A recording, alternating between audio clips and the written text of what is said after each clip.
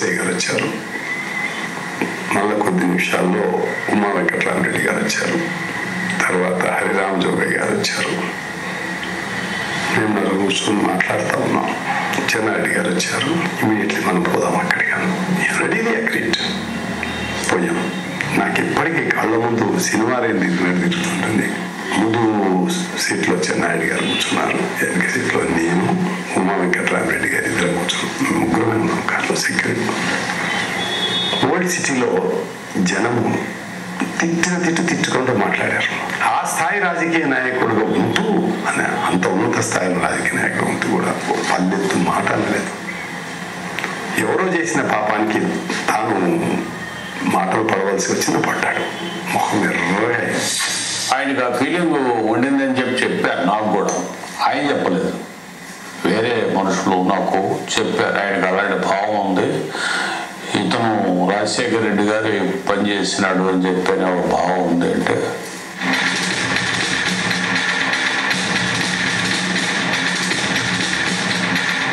నేనులో ఇప్పుడు మరో విరామం.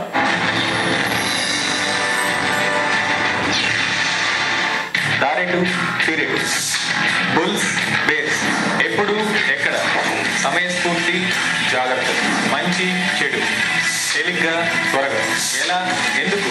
Your favorite analyst on your favorite news channel. Watch Money Business, catch me exclusive on Maha TV. Money Business సోమవారం నుండి శుక్రవారం వరకు ఉదయం 8 గంటలకు.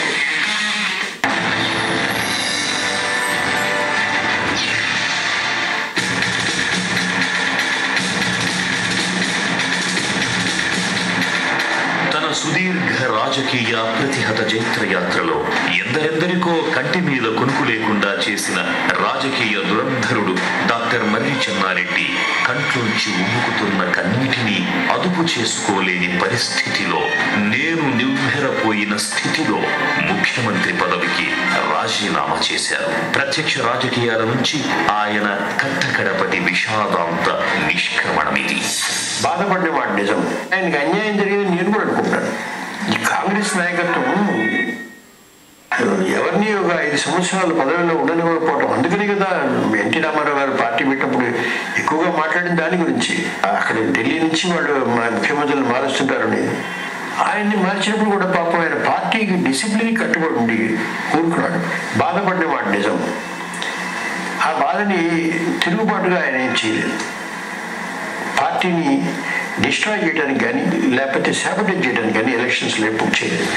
కానీ ఎప్పటిలాగే చెన్నారెడ్డి కోసం ఓ రాజ్ భవన్ తలుపులు తెరిచి ఉన్నాయి. 1992 ఫిబ్రవరిలో రాజస్థాన్ గవర్నర్ గా పదవి బాధ్యతలు చేపట్టారు మర్రి చెన్నారెడ్డి.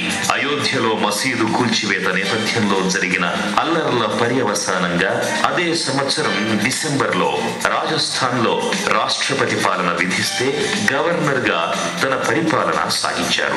1994లో తమిళనాడు గవర్నర్ గా నియమితులైన చెన్నారెడ్డి ఆ రాష్ట్రంలోని జయలలిత ప్రభుత్వంతో కయ్యానికి కాలు దువ్వుతూ కస్సుబుస్సులాడుతూ తనలోని నేనుకి చావ తగ్గలేదని, పైబడిన వయస్సు, అనారోగ్యం, ఉడిగిన శక్తి యుక్తులు నేనుని ప్రభావితం చేయలేదని నిరూపిస్తూనే అదే పదవిలో ఉండగానే 1996 డిసెంబర్ 2న కన్నుమూశారు. ఆయన కుమారుడు మర్రి శశిధర్ రెడ్డి చెన్నారెడ్డి రాజకీయ వారసుడిగా రాజకీయాల్లో ఉన్నారు. 4 సార్లు శాసనసభకు ఎన్నికయ్యారు. జాతీయ విపత్తు నిర్వహణ సంస్థ సభ్యుడిగా ఉన్నారు. కానీ చెన్నారెడ్డిలో తుది శ్వాస వరకు రెపరెపలాడిన నేను ఆయన రాజకీయ వారసుల్లో గాని అనుచరుల్లో గాని మిణుకుమని కూడా కనిపించకపోవడం మర్రి చెన్నారెడ్డి స్ఫూర్తికి అర్థాంతర ముగింపు.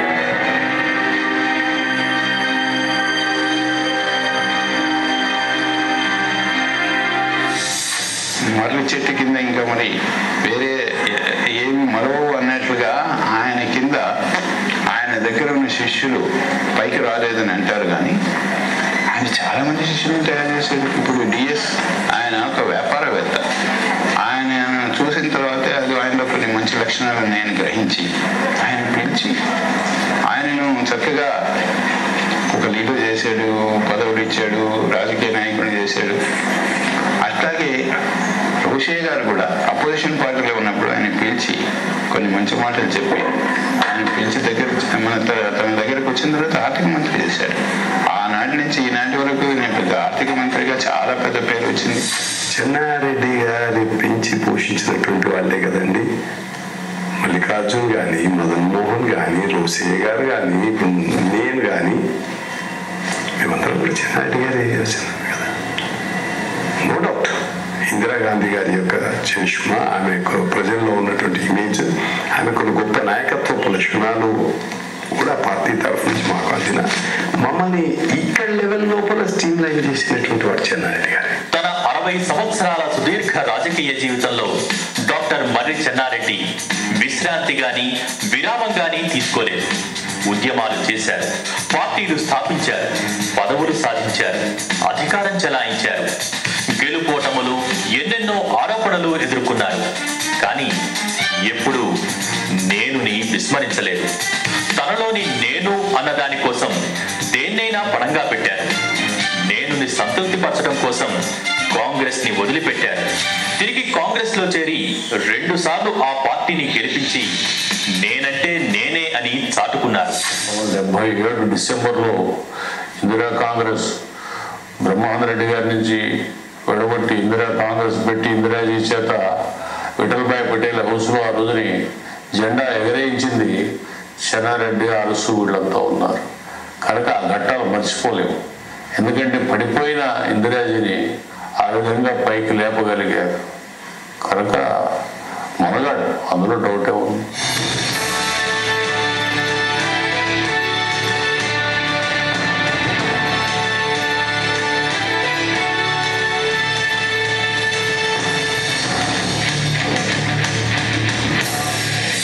ఆయనలోని వ్యక్తిత్వాన్ని 3 కోణాల నుంచి నేను పరిశీలించాను. ప్రజా సంబంధాల పరంగా, మీడియా పరంగా, చివరగా సంస్కృత పరంగా. ప్రజల నాడిని పసిగట్టే శక్తి ఉందండి ఆయనకు. తెలుగుదేశం ప్రభుత్వం వ్యతిరేకంగా ప్రారంభించిన కార్యక్రమం, ముఖ్యంగా జైలు భరో, అదేవిధంగా 1,000 సంతకాల ఉద్యమంలో ప్రజలను భాగస్వాములు చేశాడండి. ఆ శక్తి ఆయనలో ఉంది. ఆయన వ్యక్తిగత ప్రచారానికి ప్రాముఖ్యత ఇవ్వలేదండి ఎన్నడూ కూడా. రెండవది, ఆయన మాధ్యమాలకు చాలా ప్రాముఖ్యత ఇచ్చేవాడండి. ఒక ప్రజా సంబంధాల అధికారికి, ఒక ప్రెస్ సెక్రటరీకి క్యాబినెట్ మీటింగ్ అటెండ్ చేసే అవకాశం ఇచ్చిన ప్రథమ ముఖ్యమంత్రి ఎవరంటే డాక్టర్ మర్రి చెన్నారెడ్డి గారండి. ఇక మూడవది, ముఖ్యంగా చెన్నారెడ్డి గారికి కళలంటే చాలా అభిమానం. ఆయన 2వసారి ముఖ్యమంత్రి అయినప్పుడే రవీంద్ర భారతి యొక్క రేట్ను కూడా తగ్గించాడు. భారతీయ నాట్య సంఘానికి కూడా ఇక్కడ మన రాష్ట్ర శాఖకు అధ్యక్షుడిగా పనిచేసి కళలను పోషించాడు.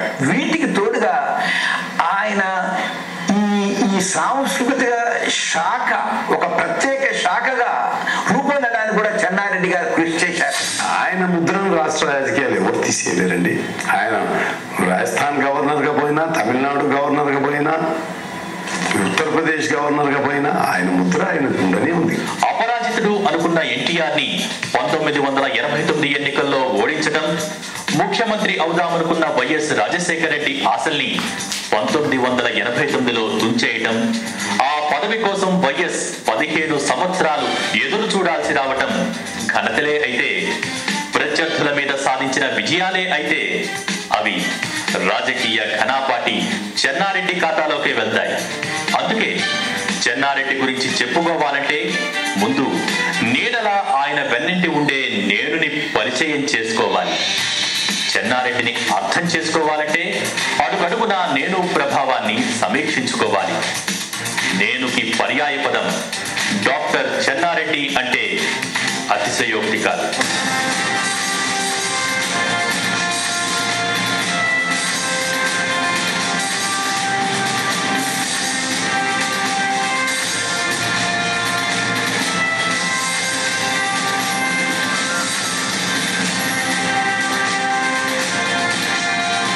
వచ్చే వారం మరో విశిష్ట వ్యక్తి అంతరంగంలోని విభిన్న కోణాల ఆవిష్కరణ నేనులో కలుసుకుందాం.